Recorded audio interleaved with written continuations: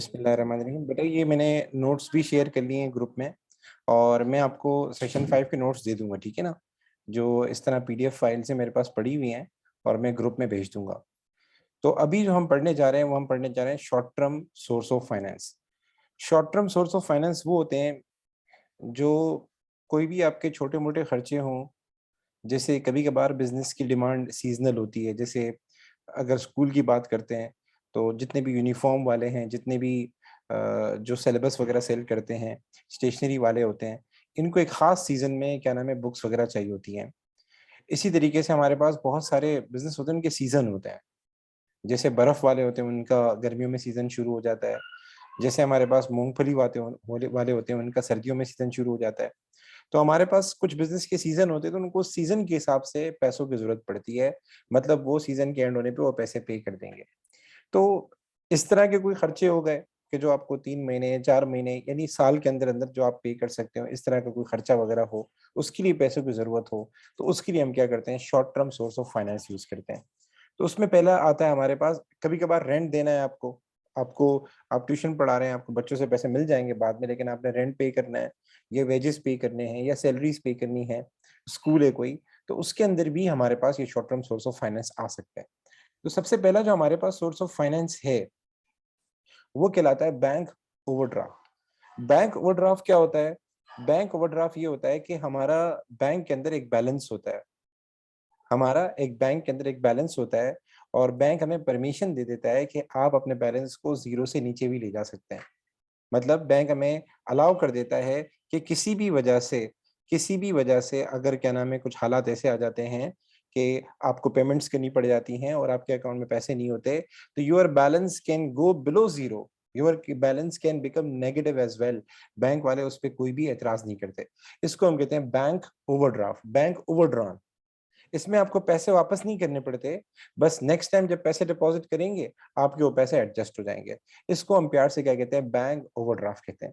इसके लिए पहले से मीटिंग होना ज़रूरी है। इसके लिए एडवांस में बातचीत होना ज़रूरी है। इसके लिए कैश फ्लो फोरकास्ट का जमा होना ज़रूरी है।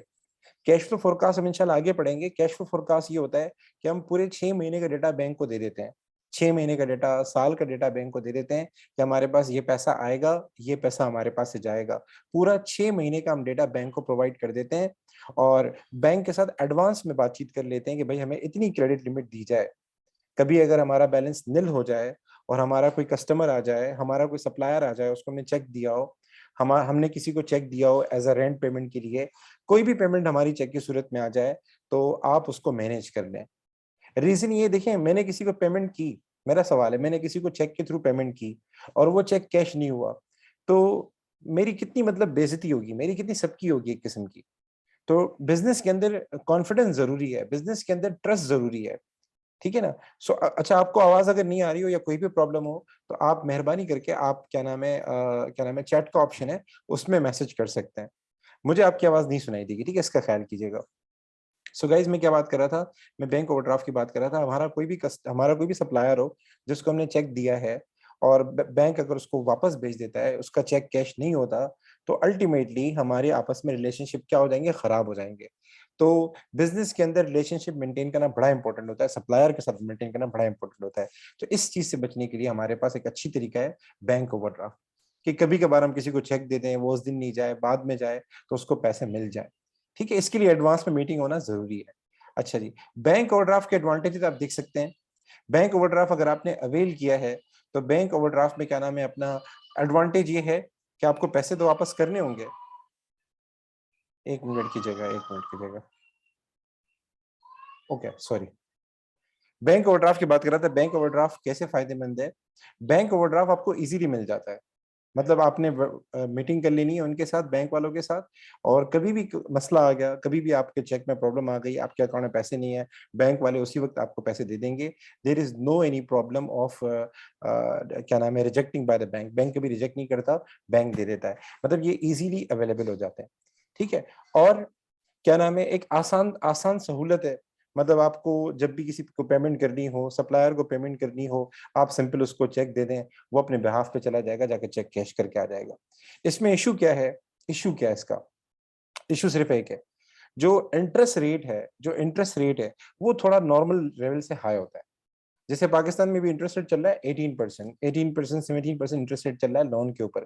तो अगर आप बैंक ओवरड्राफ्ट लेते हैं तो जाहिर है 1 महीने का इंटरेस्ट होगा, 2 महीने का इंटरेस्ट होगा। तो ये लोग क्या कर देते हैं, रेट को हाई कर देते हैं, जो इंटरेस्ट रेट होता है उसको हाई कर देते हैं, बजाय 18 के 20% चार्ज करेंगे। ये एक प्रॉब्लम है। दूसरा, हर चीज के अंदर एक टाइम होता है, हर चीज के अंदर एक टाइम होता है। कभी भी आपने पेमेंट करनी हो, कभी भी आपने पैसे वापस करने हो, तो आपको एक पता होता है कि ये पैसे साल के बाद देने हैं, 2 साल के बाद देने हैं। तो ये पैसे कभी भी बैंक डिमांड कर सकता है आपसे। अगर आपने पैसे डिपॉजिट नहीं किए, महीना हो गया, 2 महीना हो गया, तो बैंक किसी भी टाइम शॉर्ट शॉर्ट नोटिस दे के आपसे पैसे डिमांड कर सकता है। तो ये एक प्रॉब्लम आती है हमारे पास बैंक ओवरड्राफ्ट में। अच्छा, आगे चलते हैं। आगे हमारे पास ट्रेड क्रेडिट है। ट्रेड क्रेडिट है, स्क्रीन नजर आ रही है आप लोगों को बेटा? मुझे पहले ये बताएं कि क्या आपको स्क्रीन नजर आ रही है? ओके। ट्रेड क्रेडिट क्या है? ये नोट्स मैंने शेयर किए हुए हैं। ट्रेड क्रेडिट क्या है? ट्रेड कहते हैं बाय एंड सेल को। ट्रेड किसे कहते हैं? बाय एंड सेल को। और क्रेडिट किसे कहते हैं? उधार को कहते हैं। तो ट्रेड क्रेडिट का मतलब ये है कि you are buying the goods on credit. अमूमन अमूमन क्या होता है, जैसे मेरे एक दोस्त हैं, उन्हें अभी क्या नाम है, अगस्त शुरू होगा। तो अगस्त में स्कूल का सिलेबस वो सेल करते हैं, बिकन हाउस का सिलेबस सेल करते हैं, सिटी स्कूल का सिलेबस सेल करते हैं। तो जाहिर है उनको फिर पैसों की जरूरत पड़ती है, क्योंकि वो पैसे अरेंज करते हैं, 10 लाख 20 लाख अरेंज करते हैं, और वो जाके ऑक्सफोर्ड वालों से, कैम्ब्रिज वालों से कोर्स बाय करते हैं, एंड देन आगे सेल करते हैं। अब कभी कभार ऐसा होता है, उन्होंने खुद बताया कि मेरे साथ प्रॉब्लम हो जाती है, जब अगस्त का महीना आता है तो जाहिर है बहुत सारे खर्चे हो जाते हैं, कभी रमजान के नाम पे, कभी ईद के नाम पे, तो मेरे पास पैसे नहीं होते। तो अब क्या किया जाए? हाउ टू मैनेज दिस, अब इसको कैसे मैनेज किया जाए? तो इसका एक बड़ा प्यारा तरीका है।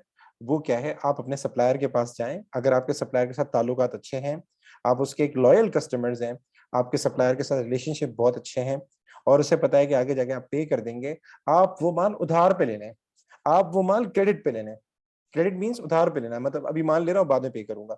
आप वो माल उधार पे ले लें और आगे जाके उस माल को सेल करें, जैसे ही पैसे आ जाएं दे दें। तकरीबन सारे बिजनेस, जितने भी बड़े बिजनेस हैं, जब भी वो परचेजेस करते हैं, परचेजेस, कभी भी बिजनेस को परचेजेस करने के लिए पैसा चाहिए होता है, तो वो ट्रेड क्रेडिट को अवेल करता है। इसमें पैसे नहीं मिलते, उधार पे माल मिल लेता है। तो ये लोग उधार पे माल ले लेते हैं और आगे जाके सेल करते हैं, जैसे ही पैसे आते हैं वो रिटर्न कर देते हैं।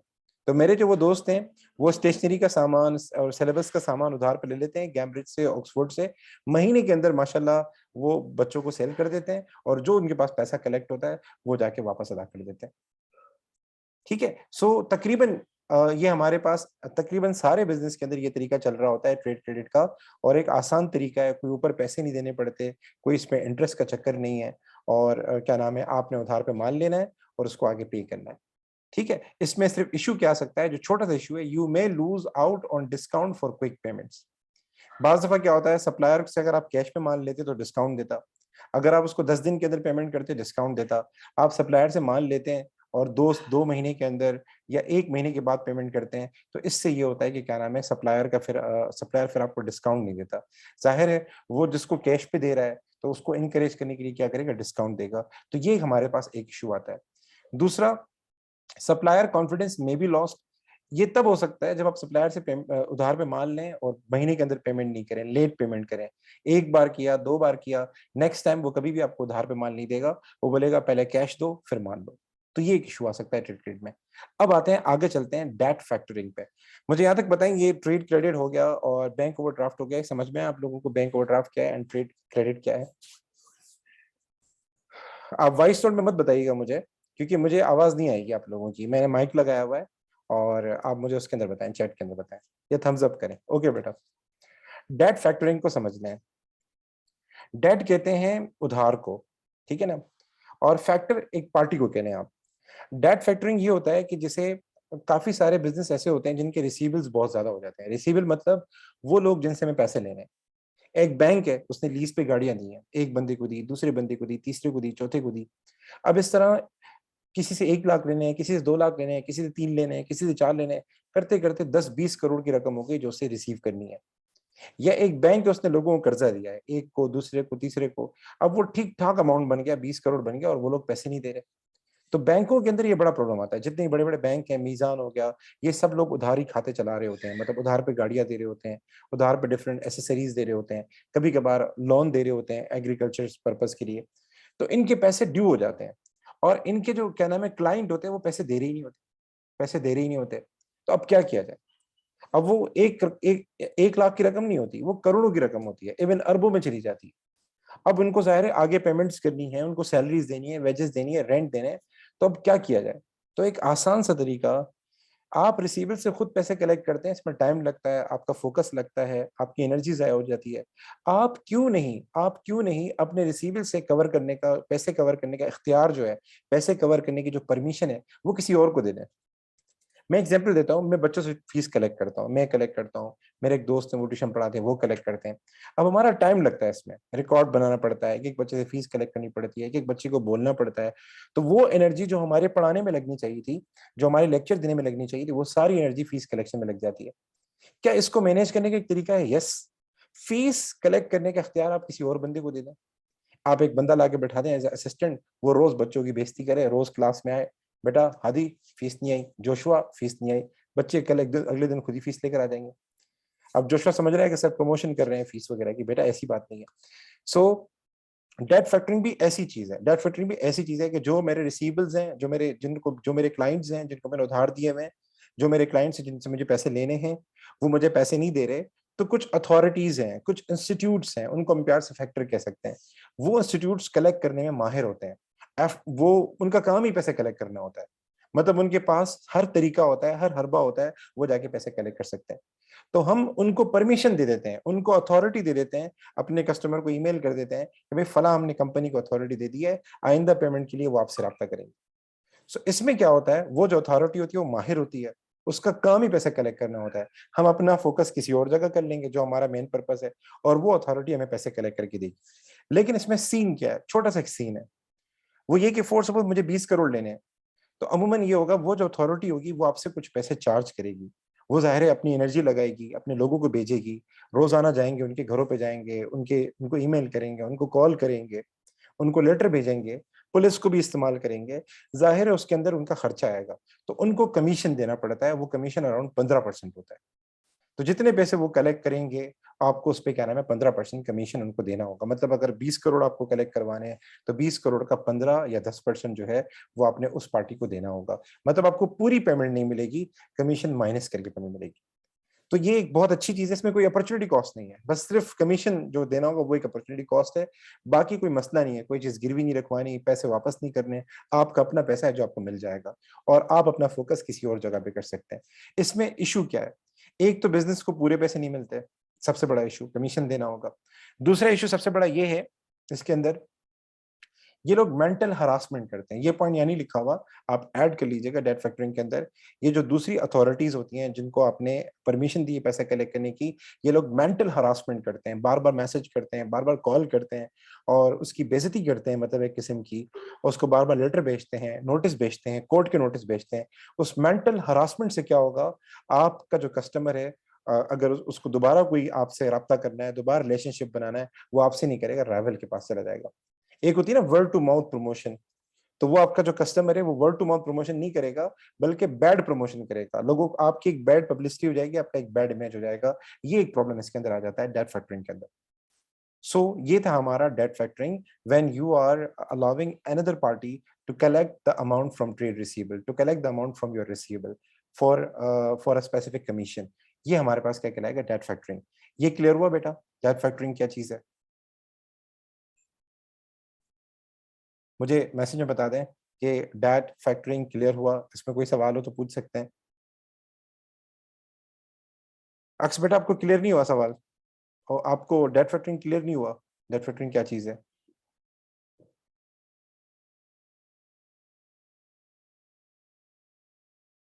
अक्स बेटा मैं पूछना चाह रहा हूँ कि आपको क्लियर हो गया या प्रॉब्लम है, तो बताएं क्या चीज नहीं समझ में आई।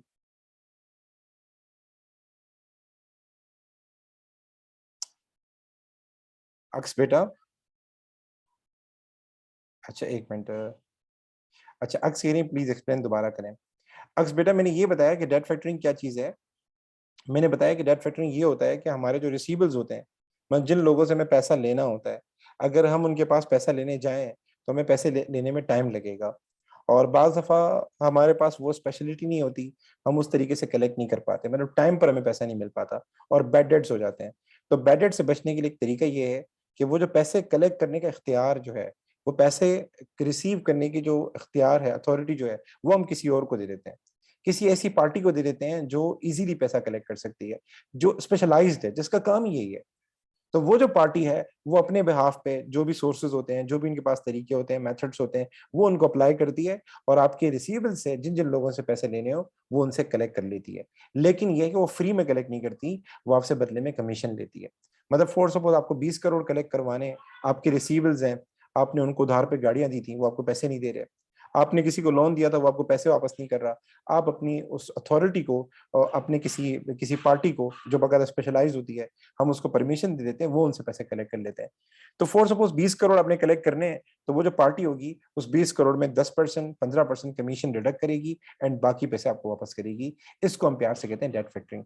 इसकी एक आसान सी एग्जाम्पल, वैसे एग्जाम्पल तो नहीं है, इसकी नहीं है, हम ट्यूशन की फीस कलेक्ट करते हैं, तो हम खुद कलेक्ट करने के बजाय बाहर एक बंदा बिठा दें, बाहर एक असिस्टेंट बिठा दें और उसको बोले कि भाई आपका काम क्या, बच्चों को फीस का याद दिलाना है और उनसे फीस कलेक्ट करना है। जाहिर सी बात है उसका उसका काम सारा यही होगा, तो वो जल्दी भी कलेक्ट करके देगा और जाहिर है वो रोज उनको याद करवाएगा, तो बच्चे लाजमी पेमेंट लेकर आएंगे और आपका आपका फोकस जो है वो पढ़ाई पर हो जाएगा, पढ़ाने पर हो जाएगा। तो ये हमारे पास कहलाता है डेट फैक्टरिंग। तो बड़े बड़े बैंक्स ये काम करते हैं, उनको जो पैसे कलेक्ट करने होते हैं वो उसका अख्तियार, उसकी परमिशन किसी और पार्टी को दे देते हैं जो इजीली कवर कर लेते हैं। यहां तक बात क्लियर हुई एक्सपेक्टा? जी जी अक्स बेटा मुझे बताएं। ओके। अच्छा, हम ये सारे पढ़ चुके हैं, डिवेंचर पढ़ चुके हैं, हम लोगों ने सेल ऑफ शेयर पढ़ लिया है। अथोराइज शेयर कैपिटल क्या होता है बता दूं। कंपनी जब शेयर इशू करती है ना, शेयर इशू करती है, तो जब भी आप कंपनी फॉर्म करेंगे, जब भी आप कंपनी बनाएंगे, जब भी आप कंपनी स्टैब्लिश करेंगे, तो जब हम उसको कंपनी को रजिस्टर करवाते हैं, हम जब जाते हैं, जो भी हमारे पास जो अथॉरिटी है, पाकिस्तान में उसको कहते हैं securities exchange commission of Pakistan. जब हम उसके पास जाते हैं कि भाई हमें कंपनी रजिस्टर करनी है, तो हमसे पूछते हैं आपको टोटल पैसा कितना चाहिए, आपको टोटल अमाउंट कितना चाहिए। वो जो टोटल अमाउंट जो हमें चाहिए, टोटल अमाउंट जो हमें चाहिए, ओवरऑल जो हमें अमाउंट चाहिए, उसको हम प्यार से कहते हैं अथोराइज शेयर कैपिटल। लेकिन होता ये है जब कंपनी आपकी फॉर्म हो जाती है, तो आप आहिस्ता आहिस्ता पैसे कलेक्ट करते हैं। आप कोशिश करते हैं कि पहले अपना नाम बनाएं ताकि लोग आपको ज्यादा से ज्यादा पैसा दें और आप थोड़े से ऊपर पैसे कमा सकें, आप हर शेयर के ऊपर प्रीमियम कमा सकें। तो कंपनी क्या करती है, आहिस्ता आहिस्ता पैसे कलेक्ट करती है। लेकिन रजिस्टर कराते वक्त हम ओवरऑल हमारे लिए बताना जरूरी है, जो भी कंसर्न अथॉरिटी है, जो भी गवर्नमेंट की बॉडी है, उसको बताना जरूरी है कि हमें टोटल पैसा कितना चाहिए। उसको हम प्यार से कहते हैं अथोराइज शेयर कैपिटल। तो इसकी डेफिनेशन आ सकती है। अच्छा जी, इसके बाद हम आगे चलते हैं, अदर सोर्सेज फाइनेंस में ग्रांट के ऊपर आते हैं। ग्रांट क्या होता है? ग्रांट बेसिकली हमारे पास क्या नाम है, गवर्नमेंट हेल्प करती है कुछ बिजनेस को। लाइक एक स्कूल है, गवर्नमेंट चाहती है वो टेक्नोलॉजी के ऊपर आए, वो ऑनलाइन के ऊपर आए, तो गवर्नमेंट उनको कंप्यूटर दे देगी, गवर्नमेंट उनको डिफरेंट इक्विपमेंट, डिफरेंट मशीनरीज दे देगी। ठीक है। कोई कोई टेक्सटाइल कंपनी है, गवर्नमेंट चाहती है कि भाई वो जो अपने आप को थोड़ा सा एक्सपर्ट लेवल पे लेकर आ जाए और माल को एक्सपोर्ट करें, पाकिस्तान से, पाकिस्तान का माल बाहर जाए, तो गवर्नमेंट उनको मशीनरी दे सकती है, गवर्नमेंट उनको कोई इक्विपमेंट दे सकती है, गवर्नमेंट उनको कोई पैसे भी दे सकती है, रिसर्च के लिए, डेवलपमेंट के लिए कोई अमाउंट वगैरह भी दे सकती है। उसको हम कहते हैं ग्रांट। इसको हम क्या कहते हैं, ग्रांट। ग्रांट अमूमन वापस नहीं किया जाता। हाँ, इसमें एक मसला है ग्रांट के अंदर, अगर आपने उसको सही इस्तेमाल नहीं किया, जिस पर्पस के लिए दिया था आपने वो उस पर्पस के लिए उसको यूज नहीं किया, तो फिर हो सकता है आपको गवर्नमेंट से बात करनी पड़े और गवर्नमेंट आपसे उसके रिटर्न का तकाजा करे, गवर्नमेंट उसको कंपनसेट करने का आपसे तकाजा करे। लेकिन पाकिस्तान में होता नहीं है। पाकिस्तान में जो भी गवर्नमेंट का माल होता है हमेशा के लिए आ जाता है। तो हमारे फैसलाबाद में काफी सारी कंपनीज हैं जिसकी गवर्नमेंट ने हेल्प की है बकायदा, और माशाल्लाह से हमारी पाकिस्तान की कंपनीज का जो कपड़ा है, फैब्रिक जो है फॉरेन कंट्री में जा रहा होता है। तो गवर्नमेंट ने उनको रिसर्च एंड डेवलपमेंट के लिए पैसे भी दिए हैं, मशीनरीज के लिए भी पैसे दिए हैं, मशीनरीज भी प्रोवाइड की हैं, और भी उसके अलावा गवर्नमेंट ने उनको रिलैक्सेशन भी दी है। मतलब बिजली के बिल में रिलैक्सेशन दे दी, और अगर कहीं से रॉ मटेरियल लेते हैं उस पर इम्पोर्ट ड्यूटी लगती है, उसमें रिलैक्सेशन दे दी कि भाई आप नहीं पे करें। सो इसको हम प्यार से कहते हैं grant.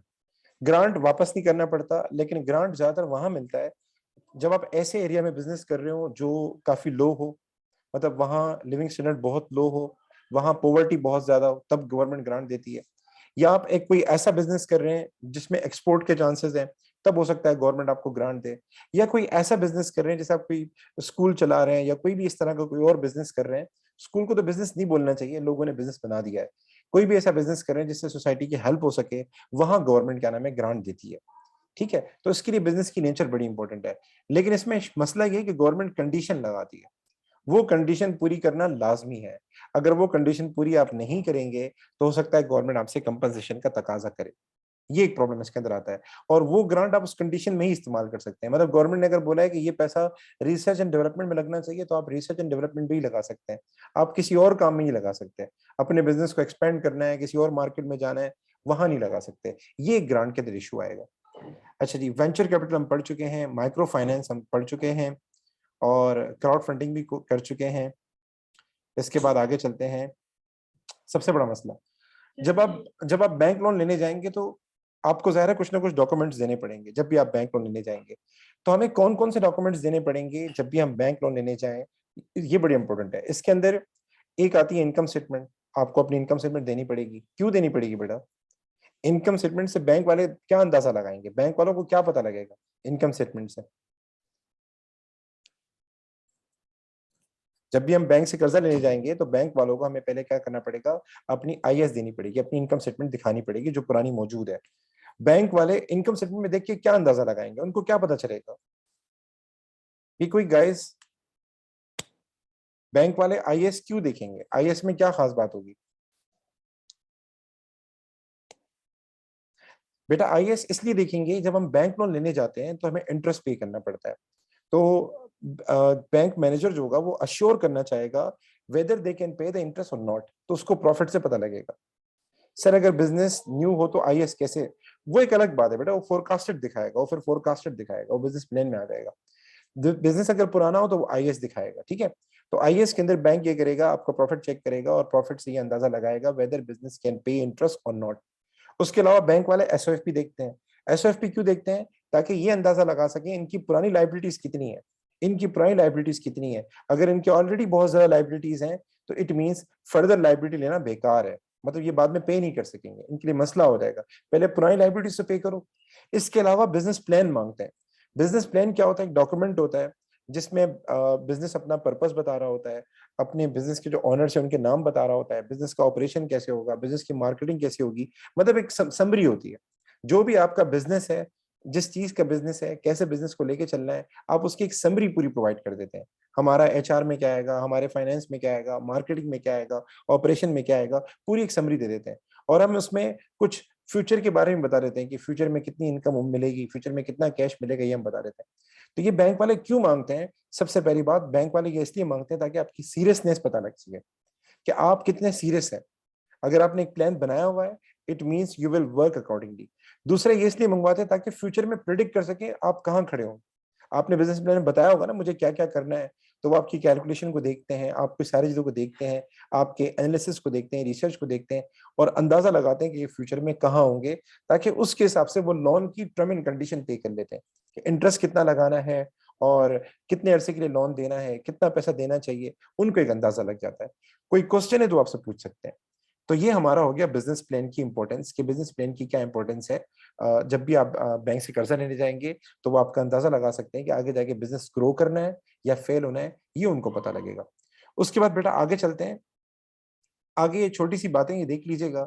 Finance for unincorporated business, अगर कोई पार्टनरशिप है, कोई सोल ट्रेडर है, तो उसके लिए क्या क्या फाइनेंस अवेलेबल होगा ये देख लीजिएगा। बस एक बात याद रखिएगा, डिबेंचर जो है ये सिर्फ एंड सिर्फ कंपनी में राइज होता है, और शेयर जो है वो कंपनी में राइज होता है। पार्टनरशिप में शेयर शेयर इशू नहीं आ सकता, सोल ट्रेडर में शेयर इशू नहीं आ सकता। कंपनी के अंदर आपका शेयर इशू आएगा और कंपनी के अंदर डिबेंचर आएगा। ये ख्याल करना है। पेपर 2 में कभी बार सवाल आ जाता है, आपको बिजनेस के बारे में दे देगा, ये बिजनेस है, ये पैसे कहाँ से अरेंज करेगा, कोई 2 सोर्स ऑफ फाइनेंस बताएं, तो इस चीज का आपने ख्याल करना होगा। इसी तरीके से रिटेन्ड अर्निंग जो है ये भी आपका कंपनी के अंदर आएगा, यहाँ नहीं आना चाहिए, मिस्टेक यहाँ पर आया हुआ है। क्योंकि कंपनी के अंदर क्या नाम है वो प्रॉफिट को रखते हैं, पार्टनरशिप में और आपके सोल ट्रेडर में प्रॉफिट को डिस्ट्रीब्यूट कर देते हैं। तो रिटेन अर्निंग भी यहाँ नहीं आएगा, ये भी कंपनी में आएगा।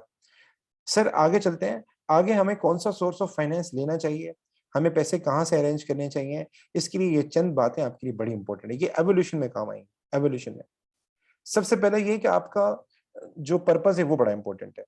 आपको पैसा किस लिए चाहिए? एक होती है लॉन्ग टर्म नीड, कि जैसे मुझे बिजनेस को एक्सपेंड करना है, मुझे मुझे जो है क्या नाम है एक नई ब्रांच खोलनी है, मुझे जो है कोई नया प्रोडक्ट लॉन्च करना है, तो इसके लिए ह्यूज अमाउंट चाहिए। बहुत पैसा चाहिए, तो इसके लिए मैं किसकी तरफ जाऊंगा? लोन की तरफ जाऊंगा। और एक है मुझे सिर्फ इन्वेंट्री बाय करनी है, एक है मुझे सिर्फ रेंट पे करना है, इसके लिए मैं शॉर्ट टर्म के पीछे जाऊंगा, जैसे बैंक ओवरड्राफ्ट। ठीक है। तो सबसे पहला जो मकसद होता है हमारा सोर्स ऑफ फाइनेंस में, पर्पस, कि पर्पस क्या होगा। अगर आपका पर्पस लॉन्ग टर्म है, मतलब कोई एक्सपेंशन कर रहे हैं, बिजनेस को ग्रो कर रहे हैं, कोई टेक ओवर करने जा रहे हैं, तो फिर आप लोन की तरफ चले जाएं, शेयर इशू की तरफ चले जाएं। अगर आपका पर्पस छोटा है, तो फिर फॉर सपोज आपको इन्वेंट्री बाय करनी है, आपको रेंट पे करना है, वेजेस पे करने हैं, तो आप बैंक ओवरड्राफ्ट की तरफ चले जाएं। उसके बाद है कॉस्ट। काफी सारे बिजनेस ऐसे होते हैं कि जिन जिन जो लॉसेस में चल रहे होते हैं। काफी सारे बिजनेस ऐसे होते हैं कि उनकी लिक्विडिटी पोजीशन, मतलब उनके पास इतना कैश नहीं होता। तो जाहिर सी बात है, जब वो कोई भी सोर्स ऑफ फाइनेंस के पीछे जाएंगे, तो बदले में कुछ ना कुछ तो देना है। जैसे एक सोर्स ऑफ फाइनेंस है लोन, लोन पे आपको इंटरेस्ट देना होगा। एक होता है हमारे पास सेल एंड लीज बैक, वो इतना प्रॉब्लम नहीं क्रिएट करता, मतलब थोड़ा उसमें एक ह्यूज रकम भी आ जाती है और आप मशीन का इस्तेमाल भी कर लेते हैं। तो अगर बिजनेस जो है वो, बिजनेस के हालात खराब है, मतलब लिक्विडिटी पोजीशन उसकी इतनी अच्छी नहीं है, और बिजनेस की क्या नाम प्रॉफिट भी इतने अच्छे नहीं हो रहे, और उसको आगे डिविडेंड भी देने हैं शेयर होल्डर को, तो फिर उसके लिए लोन अच्छा ऑप्शन नहीं है। अगर कंपनी, तो उसके लिए शेयर इशू अच्छा ऑप्शन है। शेयर इशू में कोई खर्चा नहीं आता, शेयर इशू में डिविडेंड देना पड़ता है, और डिविडेंड आपकी मर्जी है। ठीक है। लेकिन एक बिजनेस के हालात बहुत अच्छे हैं, माशा लिक्विडिटी पोजीशन भी अच्छी है, प्रॉफिट भी अच्छे हो रहे हैं, तो वो लोन ले सकता है। लोन का, क्योंकि लोन लेके वो जो पैसा कमाएगा, उस पैसे पे अगर इंटरेस्ट भी देना पड़े, तो वो इतना मसला नहीं क्रिएट करेगा। उसके बाद है अमाउंट रिक्वायर्ड। अगर अमाउंट आपको बड़ा चाहिए, अमाउंट बड़ा चाहिए, तो सोर्स भी बड़ी होनी चाहिए। अमाउंट कम चाहिए, तो सोर्स भी कम होनी चाहिए। जैसे मैंने एक सर्विस बिजनेस की एग्जांपल दी, कि सर्विस कंपनी है पाकिस्तान में, टायर बनाती है। तो इन्होंने कोई नूरियाबाद में कोई जाके एक बड़ी फैक्ट्री खोलनी थी। उसके लिए इनको रकम चाहिए थी around 32 billion rupees, 32 billion, 32 billion rupees की रकम चाहिए थी उनको। तो ये लोग शेयर इशू की तरफ गए। अब ये बैंक लोन के जरिए मिलना मुश्किल है 32 बिलियन जो है, तो ये शेयर इशू की तरफ गए। इसी तरीके से हमारे पाकिस्तान में वेंचर कैपिटल है बाकायदा। वेंचर कैपिटल क्या करते हैं, वो आपकी हेल्प आउट भी करते हैं और पैसे भी देते हैं, और इतना मसला नहीं आता उसके अंदर। तो हमारे पाकिस्तान में एयरलिफ्ट हो गया, दवाई हो गया, हमारे पाकिस्तान में खाता हो गया, क्रेडिट खाता हो गया, और बहुत सारे पाकिस्तान में ब्रांड आए, ग्रोसर ऐप आया। इन लोगों ने क्या किया था, वेंचर कैपिटल से पैसा लिया था। तो आप ये भी बात इसमें डाल सकते हैं कि अगर आपको मैनेजमेंट में हेल्प चाहिए, आपको आइडियाज वगैरह के अंदर हेल्प चाहिए, और आपका बिजनेस रिस्की है, तो आप वेंचर कैपिटल की तरफ भी जा सकते हैं। उसके बाद है legal structure and desire to retain control. ये इस कंपनी के अंदर आता है कि एक कंपनी है, एक मिनट कीजिएगा, एक कंपनी है, और वो चाहते हैं उनके हाथ में ओनरशिप रहे। जो डायरेक्टर्स हैं वो चाहते हैं कि भाई हमारा होल्डिंग कंपनी के ऊपर रहे। तो एक तरीका होता है पैसे का शेयर इशू, एक तरीका होता है लोन। सो अगर आप चाहते हैं आपका कंट्रोल रहे, मतलब कंपनी में इलेक्शंस होते हैं, हर 3 साल के बाद इलेक्शन होते हैं, जिसके पास ज्यादा वोट होते हैं वो इलेक्ट होता है। तकरीबन 7 के करीब डायरेक्टर्स होते हैं, कम से कम 7 के करीब डायरेक्टर्स होते हैं, जिसके पास ज्यादा वोट होंगे वो डायरेक्टर इलेक्ट हो जाएगा। वोट शेयर के हिसाब से काउंट होते हैं। अगर आपके 10 शेयर हैं तो आपके 10 वोट हो गए, आपके 5 शेयर हैं तो आपको 5 वोट हो गए। यानी मेरे पास अगर 10 शेयर हैं और मैं किसी को वोट करता हूं, तो वो 10 वोट के करीब काउंट होगा। तो कंपनी के अंदर जो डायरेक्टर्स होते हैं वो चाहते हैं हमारे हाथ में कंट्रोल रहे, कोई और नहीं है, जो हमारे पास शेयर मौजूद है, हमेशा हम ही आगे विन करें इलेक्शन। तो उस सूरत में फिर आपको लोन एक सूटेबल ऑप्शन है, या फिर राइट इशू एक सूटेबल ऑप्शन। लेकिन आपको इस तरह ओनरशिप का कोई प्रॉब्लम नहीं है, और पैसों की सख्त जरूरत है, और एक रकम भी अच्छी खासी रकम चाहिए, तो फिर आपके लिए क्या नाम है, बेस्ट ऑप्शन क्या है, आप जो है पब्लिक इशू करें। पब्लिक इशू में बाहर का बंदा आ जाता है, बाहर के लोग आ जाते हैं, जनरल पब्लिक आ सकती है। ऑनरशिप का मसला हो सकता है, लेकिन ये कि पैसे ज्यादा मिल जाते हैं और वो वापस भी नहीं करने पड़ते। तो ये आप कंपनी के अंदर ये बात कर सकते हैं। सेल ऑफ एग्जिस्टिंग बोरोइंग बहुत इंपॉर्टेंट है। एक रेशियो है gearing ratio, gearing ratio, gearing G से, ये लिखा भी होगा यहाँ पे, ये रहा गियरिंग। गियरिंग गियरिंग रेशियो कहते हैं, रिस्की रेशियो को कहते हैं। गियरिंग रेशियो ये बताता है कि हमारे बिजनेस में अभी रिसेंटली कितनी नॉन करंट लायबिलिटीज है। बिजनेस में जो पैसा लगा होता है ना, उसको कहते हैं कैपिटल एम्प्लॉयड। बिजनेस में जो पैसा लगा होता है उसको हम कहते हैं कैपिटल एम्प्लॉयड। और उस पैसे में से बाहर का पैसा कितना है, वो पैसा कितना है जो वापस करना है, उसको हम कहते हैं नॉन करंट लायबिलिटीज। तो रूल ये है कि आपके बिजनेस में अगर फॉर सपोज टोटल जो पैसा लगा है आपका अपना और बाहर का, टोटल जो पैसा लगा है वो 1 लाख लगा है, कितना लगा है, 1 लाख लगा है, इसको हम कहते हैं कैपिटल एम्प्लॉयड। इस 1 लाख में से 40,000 रुपए जो ऐसे हैं जो आपने कर्ज लिए थे, तो 40,000 डिवाइड बाय 1 लाख, इसका अगर रेशो निकाले, ये बनेगा 40%। तो व्हाट डज दिस शो, कि मेरे बिजनेस में 40% पैसा ऐसा है जो मुझे वापस करना है। इसको हम कहते हैं गियरिंग रेशियो, इसको हम कहते हैं रिस्की रेशियो। तो इसके बारे में आता है, अगर ये 50% से ऊपर है, मतलब आपकी नॉन करंट लायबिलिटीज जो टोटल पैसा लगा है आपका अपना और बाहर का, उससे 50% ज्यादा है। तो इट मींस आपका बिजनेस रिस्की बहुत है, हाईली रिस्क है। आपका बिजनेस जो है हाईली रिस्की है। और इसका मतलब ये कि अगर आप फ्यूचर में जाके नॉन करंट लायबिलिटीज लेते हैं, नॉन करंट लायबिलिटीज अरेंज करते हैं, तो आपके लिए क्या नाम है प्रॉब्लम होगी। कोई भी नॉन करंट लायबिलिटी नहीं देगा आपको, कोई भी लोन नहीं देगा। सो ये बड़ा इंपॉर्टेंट है। अगर आपको पेपर में सवाल आ जाए और आपको बताया कि नॉन करंट लायबिलिटी जितनी है, कैपिटल एम्प्लॉयड इतना है, तो आप रेशियो देख के अंदाजा लगा सकते हैं कि 50% से ज्यादा है या कम है। 50% से अगर बिजनेस का गेयरिंग रेशियो ज्यादा आ रहा है, नॉन करंट लायबिलिटी ज्यादा आ रही है, तो ये बिजनेस आगे जाके इंसॉल्वेंट हो सकता है। इस बिजनेस को आगे जाके लायबिलिटीज पे करने में मसला हो सकता है। इस बिजनेस की इंटरेस्ट कॉस्ट बहुत हाई होगी। ऐसे बिजनेस के लिए क्या नाम है बहुत मुश्किल होता है नॉन करंट लायबिलिटी अरेंज करना। उसको फिर दूसरे ऑप्शन की तरफ जाना चाहिए। और आगे है फ्लेक्सिबिलिटी। फ्लेक्सिबिलिटी से मुराद ये कि जो आपको पैसे अदा करने हैं वो कब अदा करने हैं। कभी कभार कुछ बिजनेस ऐसे होते हैं जो सीजन पे चल रहे होते हैं। जैसे अगर होटल बिजनेस की बात करूं तो समर वेकेशन में होटल बिजनेस का जो टूरिज्म है उनका टॉप पे होता है। तो अगर आपको पैसे इसलिए चाहिए कि होटल के खर्चे मर्चे हैं, समर सीजन के अंदर वो निकालने हैं, तो वो आप क्या नाम है शॉर्ट टर्म लोन की तरफ चले जाएं जो 1 साल में अदा हो जाता है, या किसी ऐसे सोर्स की तरफ चले जाएं जो सीजन के बाद उसको आप पे कर सकें। आपका अगर कोई स्टेशनरी का कारोबार है, जैसे मैंने ऊपर एग्जांपल दी, कोई स्कूल की आप जो है सिलेबस वगैरह सेल करते हैं, तो आपको 2 महीने के लिए पैसा चाहिए, तो आप जो है क्या नाम है ट्रेड क्रेडिट की तरफ चले जाएं। क्योंकि पैसे आपको इसलिए चाहिए, माल माल लेना है, वो माल उधार पे ले लें एंड बाद में पे कर दें। तो ये कुछ इंपॉर्टेंट फैक्टर्स हैं जो आपको गो थ्रू करने होंगे, कि आप देख लीजिएगा। ये मैं नोट्स भेज दिए हैं। इंशाल्लाह कल जो है हम कैश फ्लो फोरकास्ट पढ़ेंगे। मुझे बताएं यहाँ तक कोई इशू?